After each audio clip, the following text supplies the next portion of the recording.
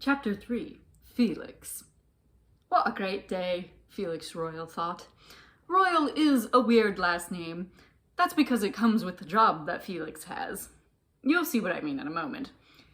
Felix couldn't believe what an unbelievably good day he was having. It was so good that Felix started to hum an old nursery tune. This was rare for Felix because his family had to worry about every dangerous creature in the world attacking anyone in the kingdom, and he was rarely giddy enough to sing. Felix sang to himself as he carried a basket of unicorn food. Why in the world would he need unicorn food, you ask? That is also part of the boy's job. Yes, I'm talking about the same mystical creature you're thinking of.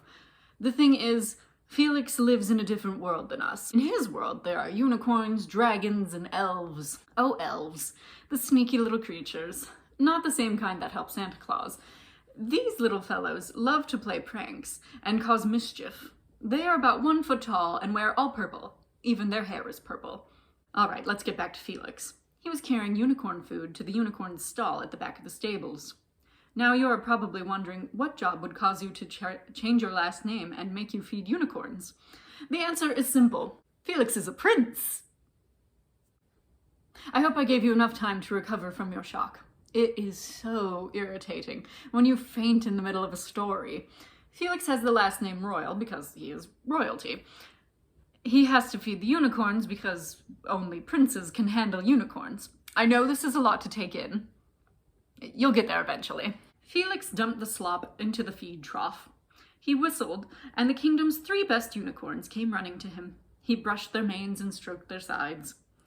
After Felix had taken care of his unicorns, he went inside the well-lit castle, the sun falling on the tapestries that hung on the ancient brick walls.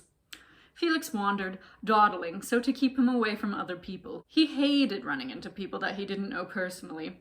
They always bowed and made such a big deal out of him being the prince. Do you know how annoying it is to be right in the middle of walking your dog when someone comes up and says, "How is your health, your majesty?" It's quite bothersome, Felix can assure you. Perhaps people wouldn't recognize me if I took off my crown. The boy took the golden band off his cranium. A few seconds later, 2 big burly fellows ran up to him and picked him up. "Hey, what's the big idea?" Felix hissed into one of the men's ears. The 2 paid no mind to the teenager's questions, but instead they tore through the halls of the castle. They, unlike Abby and James, looked where they were going and ended up exactly where they wanted to be, the throne room. Inside the throne room, Felix's parents sat upon their regal chairs. The queen dashed over to her son and ordered the men to put him down. The gents looked to the king, who nodded. The fellows put Felix down and stepped back from the mother and son. "Felix, are you all right? We sent guards to you as soon as your crown was taken off your head," the queen said, inspecting her son. "How did you know where I was and I had taken my crown off my head?" "I didn't tell anyone where I was," Felix stuttered after he recovered from his shock. The queen sighed. "Can I tell him, darling?" the queen asked the king. "I suppose he can know," the king sighed melodramatically. "Know what?" Felix pursued. "Felix," his mother began, "before you were born, I made a deal with an elf that had an amazing talent, spinning straw into gold. My father needed money, so he claimed that I had this talent as well. Your father heard about this and offered to marry me if I could spin 3 rooms full of straw into gold.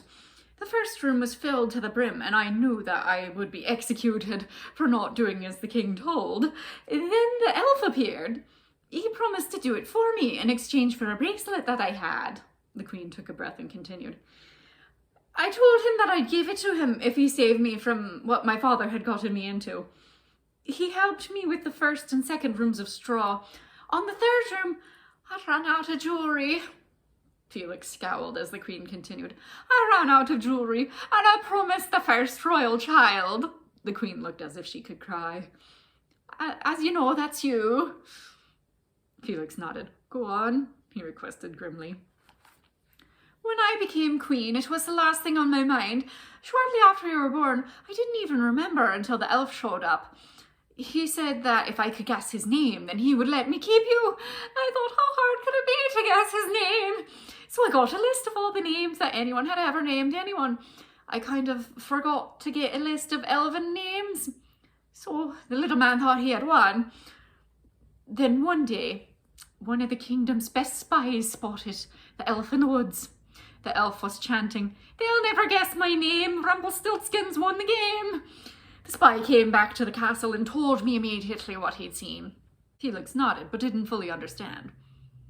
"So what does this have to do with me being found when my crown is taken off?" "Honey, you're not going to like this, but Rumpelstiltskin, the elf, is still after you. Because of this, we put a tracking spell on your crown. It tells us where the crown is, no matter what happens to it. This way, Stiltskin couldn't take you without us knowing where you are. Unless, of course, you take off your crown. So the crown also tells us when you take it off." Felix was mad, angry, and maybe even furious. His parents had been tracking him every day of his life, and he hadn't even known it.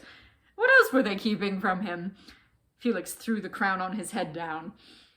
"I'm not going to wear this anymore. You can't make me either," he roared, leaving the room. Later that day, Felix felt bad about yelling at his mother. He also felt bad about making the castle wizard work so hard trying to make his crown stop beeping because it wasn't on Felix's head anymore.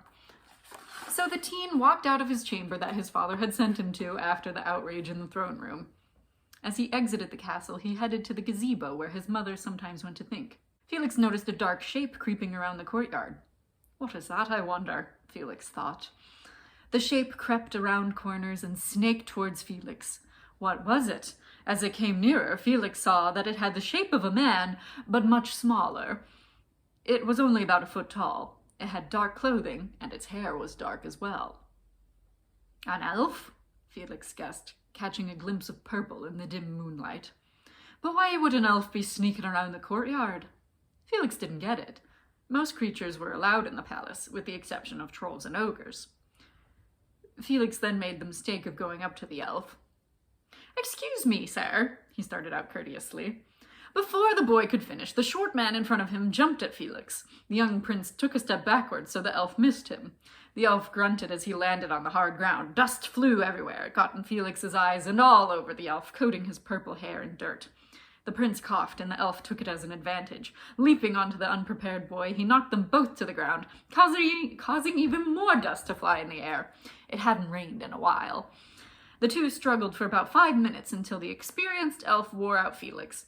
The elf knocked the prince unconscious and carried him away. You are probably wondering if I have forgotten about Jeff, Rosie, James, and Abby.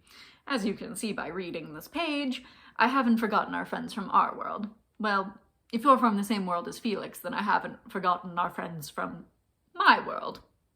So if you keep reading, you'll eventually see why I have included Felix in this story. So read more if you can't stand not knowing what's going on. When Felix awoke, he was lying on his back. The sight he saw was a clear blue morning sky, outlined by incredibly tall pine trees. Felix turned over onto his side and saw the elf that had attacked him, cooking bacon in a small frying pan. "Pardon me, sir, but where have you taken me?" Felix said, trying to be polite to someone who had just kidnapped him. "Oh, so you're awake, are you?" the elf said in a sassy tone. "Well, I suppose you'll want breakfast too. What do I have to do, treat you like royalty?" Felix noticed that the elf's voice was gruffer than most elves. Sir, I didn't ask for anything except where I am," the boy commented. "I guess you didn't, did you? I hate you sassy teenagers. You always think you're right." The elf mumbled this to himself so that Felix could scarcely hear it. Sir, might I ask who you are?" "Guess. I bet you can figure it out." "Let me think. Oh, I don't know. Could it be Rumpelstiltskin?" Felix said, his voice dripping with sarcasm. Rumpelstiltskin chuckled. "I like you, kid. You got a good sense of humor. Here I have you tied up good and tight, and you're making cute little witty remarks." Felix glanced down at his arms. He was tied up. How was he going to get away?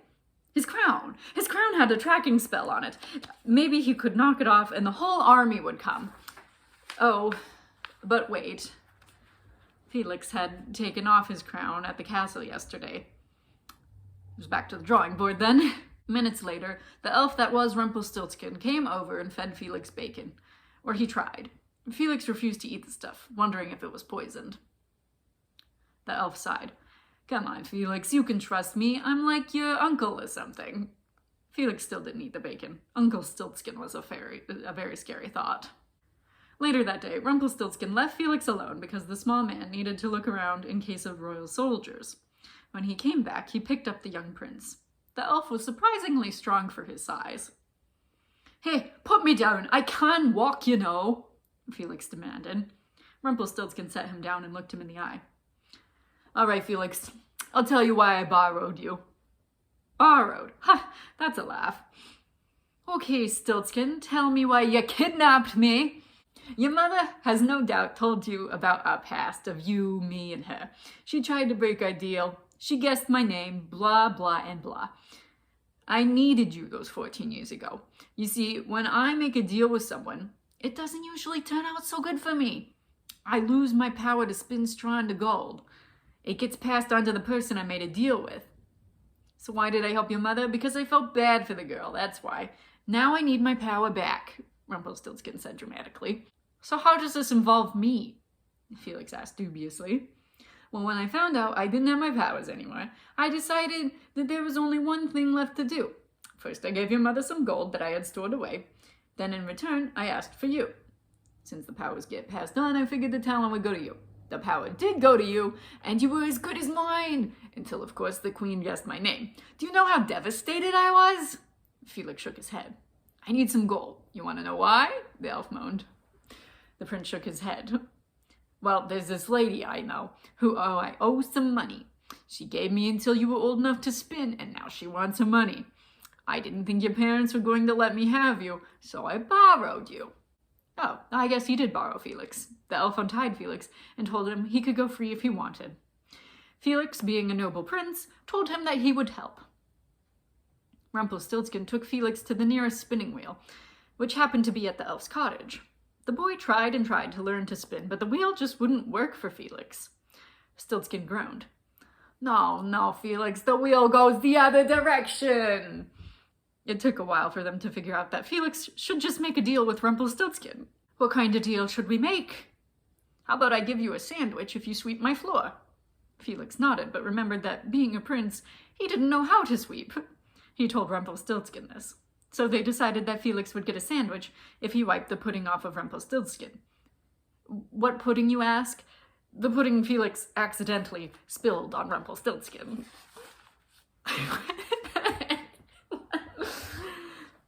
When Felix cleaned off Stiltskin, they immediately tried his powers. The power to spin straw into gold didn't work. Maybe I should get that sandwich for you now, Rumpelstiltskin grunted. So he got Felix a sandwich, and they tried again. The power to spin straw into gold worked! The two shook hands and shared the sandwich. If you ever need anything, you let me know. No cost for that, Stiltskin stated kindly. Felix nodded, smiling. They were friends now, and they understood each other.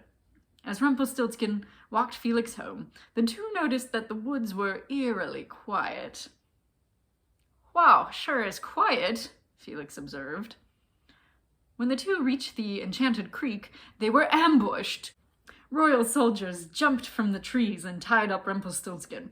Felix was picked up and set on a large white horse. Hey, what's going on? Felix demanded, but then he remembered that Stiltskin was still public enemy number 1. Leave him alone! He's not all that bad! The captain of the guard sent Felix a look that shut the prince up immediately. Felix gasped as the soldiers tossed the elf into the creek. He'll drown! Felix exclaimed. That is, the point, your highness, Captain said with a hint of hatred. All the boy could do was watch as his new friend struggled in the deep magical waters. But hey, Felix was the prince. The captain had to obey him, right? Captain, as your future king, I command you to release that elf. The captain looked confused. That a child was telling all 300 pounds of muscle that was the captain what to do. Felix looked at the soldier with an unwavering face. Hurry up before he drowns! Then a gear in the large man's slow brain clicked, and he realized that this small teenager would be his boss someday. So the captain pulled Rumpelstiltskin out of the creek and set the elf before Prince Felix. Felix winked at Rumpelstiltskin, who in turn winked back. "Set him behind me, Captain," Felix ordered. So Felix led the troops home on his white stallion. Stiltskin frequently turned around and stuck out his tongue at the captain. Now Felix's only problem was his parents and explaining what had really happened.